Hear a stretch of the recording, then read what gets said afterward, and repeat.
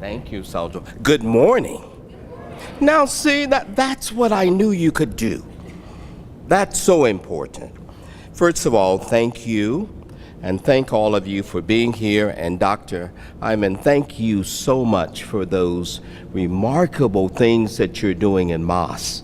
And thank you for caring, because sometimes we forget, in order to do civic engagement, in order to do our jobs, in order to be good citizens, in order to be just good people, we have to know about how to care. So thank you for caring. Young people, thank you for caring enough to be here this morning. You know, when you think about civic engagement, I think all of you forget that you have been doing civic engagement much of your life and probably had no idea what that was. What we need to talk about is how do we take the civic engagement and bring about change in our community. We talk about local and global politics. I've been very fortunate, and I'll tell you quickly, I grew up very poor. My parents were not educated people. My father had a 4th grade education. My mother had an 8th grade education. And of course, when you have no education, you can imagine in this country that puts you at a major disadvantage.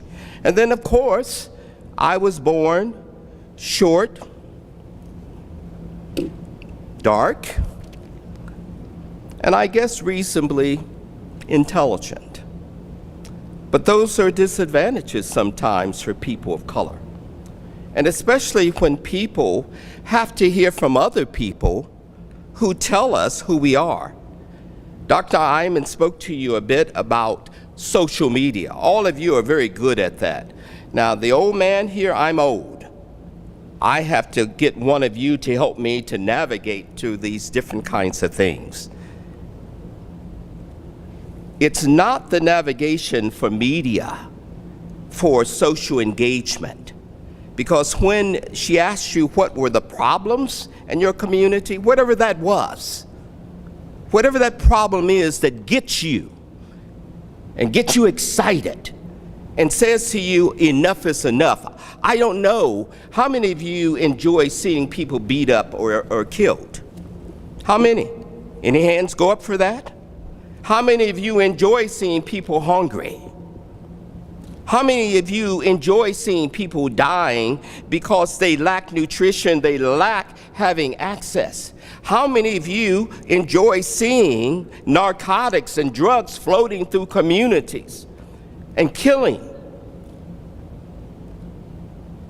You know, they're always saying that you young people are a future for tomorrow. No. Remind them that the old man said to you this morning that you are the future of today and the now.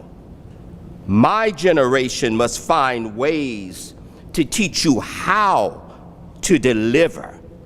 We must teach you how to bring those alliances that you heard about earlier. I call them partnerships and coalitions. That is building and working with people that you may not particularly understand. You may not particularly care about them, but you're engaged with them. And that's crucial for you to be engaged with them. I wanted to talk a little bit before I get too caught up in what I want to say.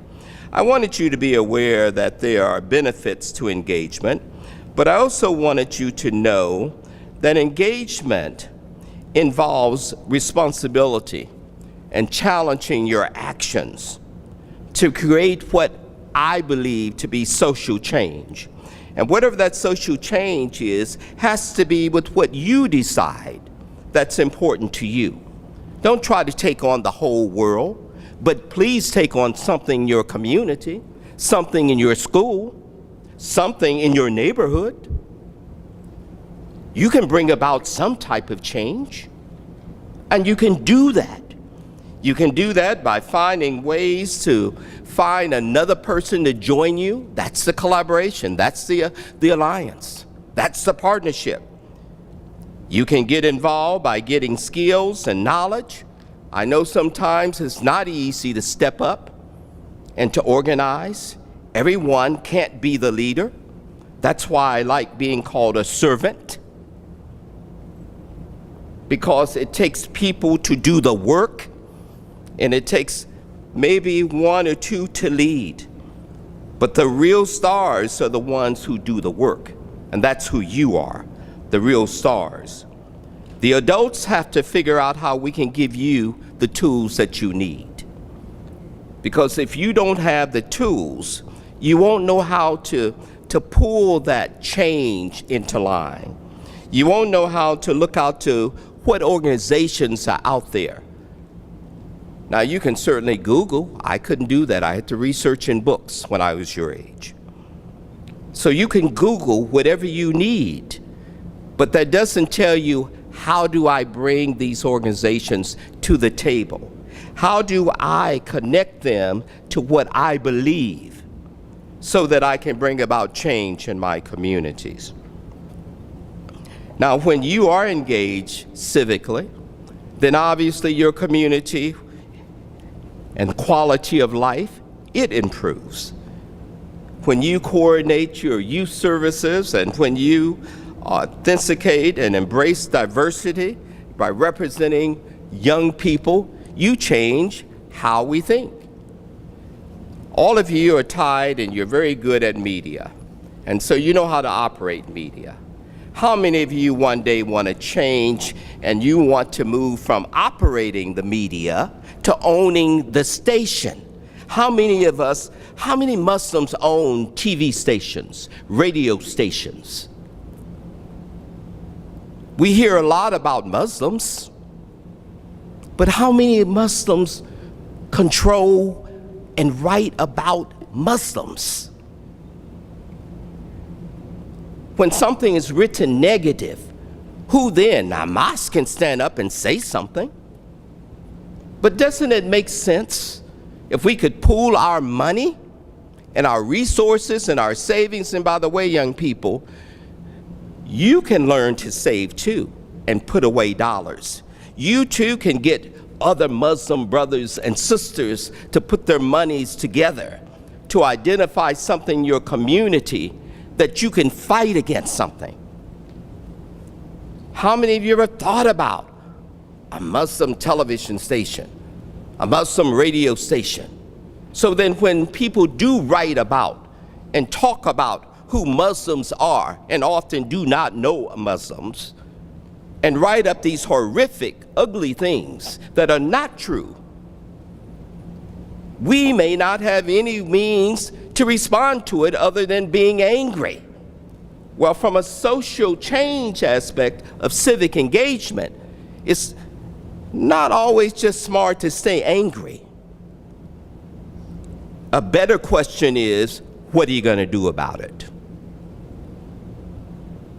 I don't want you all focused in on just thinking about the social engagement. That can be anywhere from you being concerned about mass incarceration. We talked about the opioid epidemic. It's all over the country. And certainly one of the things we would hope that we can do for our Muslim brothers and sisters is to help them to avoid that demon of drugs. Young people, it is not to be played with. You don't play with a black mamba or a green mamba state, because that snake, you know, will kill you. Or maybe you have an interest in making sure that young women have more rights, garnered rights. We hear about women's rights. Well, what about Muslim women's rights? Are they included in that conversation? What about young female women rights, like you young ladies? Are you included in that conversation? Another role you have is teaching you how to educate people about who you are and how you believe. The part for our country is, it amazed me with the stats that he shared earlier, that you can have people who would be prejudiced against Muslims and yet have not had any contact with a Muslim. I don't understand the logic of that. So other than media projecting how we think and who should think about how people think you are. That is your story to tell, not others to tell. Now, some of you know the history of African Americans, but were you aware that our civil rights struggle was created by young people like you? You had no idea, did you? You thought it was about old folks like me and we did it. No. It started with a 14-year-old from right here, Chicago. His name was Emmett Till. Anybody knows who Emmett Till was? Wonderful. 14 years old, and I'm so happy that you know about Emmett. Now, Emmett was like you, typical 14-year-old, coming out of Chicago.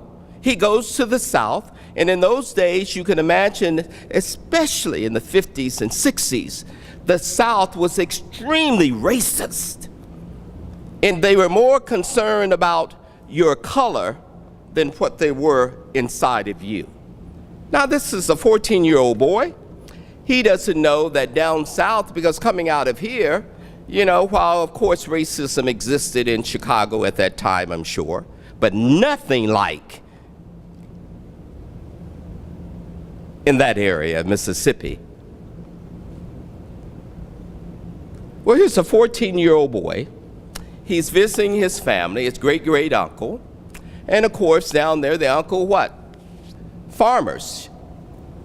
And he worked the farm, but one evening they decide to go, I guess, to a store, and I guess that's the hangout when you don't have a big city. He's from a big city. His cousins, of course, they're at this store. Something is said, and of course, he was sharing with them that he had white friends, and in fact, he had a white girlfriend with her picture in his wallet. Well, you know, that doesn't go over too well in the South, because of that conversation and him at the end when his cousins pulled him out of the store. Miss Bryant, I understand at that point, had said that she didn't want her husband to know that a black boy had said something to her. Now, once her husband came back a couple days later and found out that a black boy had said something, and he had just said, "Bye-bye, baby," or something. This created a problem in which he and his half-brother went looking for this young man, went to his great-uncle's house, went in the house, forced themselves in, took that 14-year-old boy out, threw him in a truck, took him out, beat him, and beat him so bad that his own mother could not recognize him. The only way they knew who this child was by the ring that his father had worn before. Social engagement can be a very powerful thing, but it can also be a very dangerous thing. So that is why it is important that the adults have to teach you the how and the when and why you need to have support. After that, 5 minutes. Okay, I'm going to go real quickly. The next part we had was, I'll say it, let's talk a little bit about, anybody remember the young ladies at 16th Street Baptist Church in Alabama? These were young girls. Thank you. Some of you had that. This was another issue in which that young girls were in church. They're 10, 11-year-olds and less. And 4 of those young girls were killed because a bomb was placed there, all because they were black students. Another time that social engagement came in was when in Carolina, they wanted to integrate the lunch counters. So these students, freshmen, so that's about 17 and 18-year-olds, decided that everybody should have a right to eat in a public place, not just white folks. And so they sacrificed and they opened the doors, and from that, other young people became engaged. I wanted to share a couple other things with you, but I'd like for you to look up some of the things for the civil rights struggle so you can see that without the civil rights struggle of the young people, there probably would not have been in our past a real civil rights struggle. I need you to be able to organize training opportunities. And those opportunities have to be able to teach you to develop and build relationships within your communities. I need you to identify your leadership style, because some of you may not quite know how to get up in front of people and speak yet.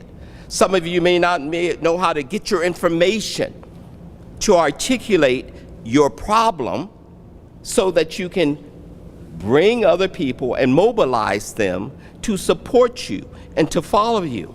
I also think it's important that you understand that and to understand your history so that when you are in front of people, always do your homework. Opinions are nice if you're talking to your girlfriend or your mom or your friends, but when you're talking to the public, do your homework. Get the facts, not the opinions, the facts. And then hopefully as MAS and other adults, our role is to teach you how to use those facts and to bring about change. And remember, I've said change 4 or 5 times, because for me, civic engagement, social engagement, the end result has to be change, whatever that area is for you. For me, it's civil rights and human rights. Not for some people, but for all people. That also means that I have to understand those who hate me because I'm black.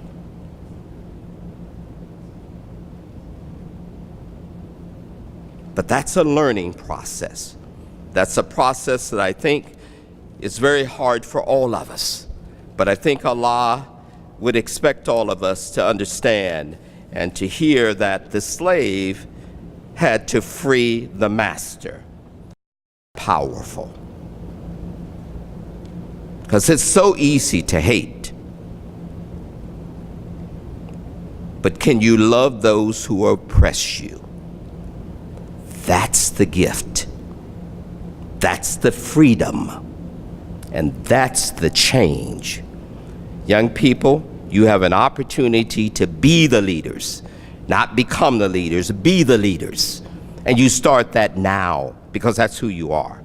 Bring that change, do something with it, bring it to us and say, look, you know, we need you. We know that you've worked hard and we appreciate that. But here's the way we approach that and share that and find a way to get us to hear you as well as to see you. Because the future belongs to you, and our job is to help you with that future. Thank you very much.